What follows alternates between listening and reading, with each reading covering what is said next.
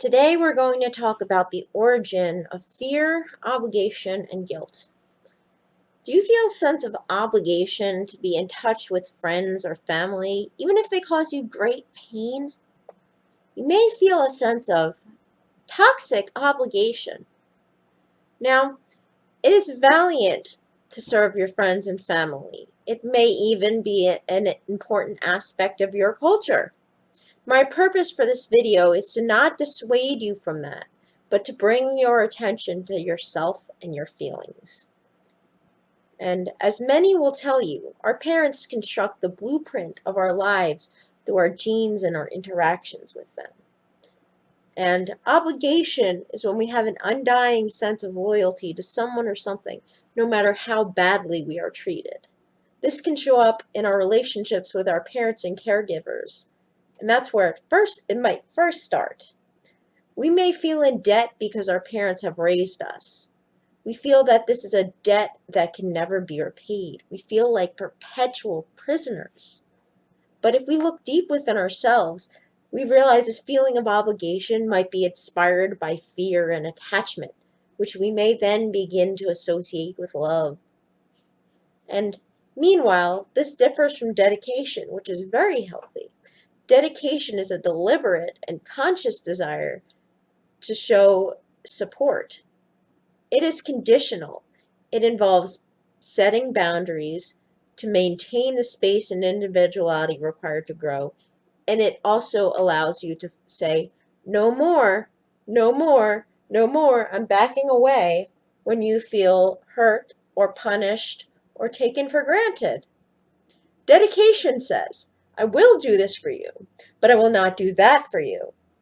And it can also say, I will not do things for you that you can do for yourself. Or I will do this for you because it helps you begin to do it for yourself. It teaches those that we love that they can live well with or without us. It means I am doing this because I have my needs met, and I am helping you because I want to. There are some parents that will attempt to turn you into their parents in a role reversal. This may have happened to you. They may say that you are mean, selfish, or unfair, or make an unreasonable demand of your time.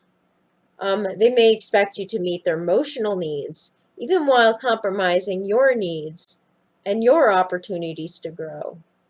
Know that it is well within your right as a human being to prioritize your need to grow, and they can learn to accept less influence from you and less interference from you, and learn to find more support from others in their lives. Know that you both deserve to have your needs met, and it doesn't need to be at the cost of your own health, happiness, and future. And let me put it out there by saying no parent is perfect, but by no means do you deserve to be someone's emotional punching bag. And you do not deserve to be bullied into doing something for another person that you wouldn't otherwise do. Consider how you might feel when your parents says, "You're ungrateful. I raised you," or talks about their sacrifices. This may happen in response to your attempts to set boundaries or express a difference in opinion. It sure makes you feel shut down to hear this. You may sympathize, but your boundaries are more important than other people's feelings, and boundaries are not an attack. They do not make you disloyal. It is important to recognize that you're not responsible for other people's feelings, including and especially not pacifying or parenting your parent and attending to their wounds from their past. These guilt trips often lead children and adult children to feeling as though they are burdens. But you are not a burden. You are beautiful. But you still believe that you must compensate by pleasing your parent. Remember that this is their responsibility and their choice to have a child. And you did not, and then, and you do not now, deserve poor treatment. And you are absolutely permitted to take up space. And you don't owe them any debt for being raised. Just remember, every single child on this earth deserves to grow up without being told that they owe somebody something. But still, you feel disloyal if you say no. And a little guilt sometimes is not the end of the world. But you need to prioritize your own life and relationships. Your goal as a person is to become an individual, one capable of prioritizing themselves and their needs. Knowing this, it still invokes a sense of feeling that you're disloyal. And this might be you if you struggle to prioritize things or people you love outside of your family of origin. You should never have to feel this way. You absolutely can serve and honor your parents without giving yourself up or forgoing relationships, your job, or time to yourself. Nevertheless, your need to be your own person must come first and foremost. Yes, even at risk or retaliation, or in spite of the fact that someone else may get angry or create distance. But that's okay. You're capable of surviving that distance. You're capable of surrounding yourself with people who will love you and support you no matter what.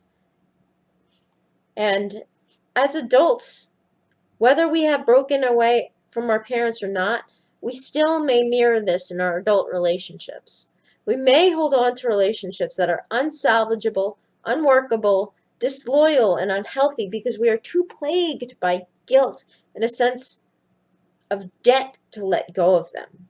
Yes, the same guilt and debt we may have felt from our parents when we're told that we're ungrateful or there was an implication that we owed them.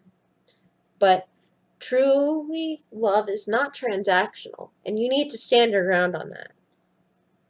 And another note on that fear, that same fear, the fear of abandonment or the fear that we may be betraying our parent, we can't transfer that onto other people. We can't engage in the same people-pleasing behaviors to keep them close, even at the cost of our mental health. We have to prioritize workable relationships with healthy people who want to meet our needs and that we can reciprocate.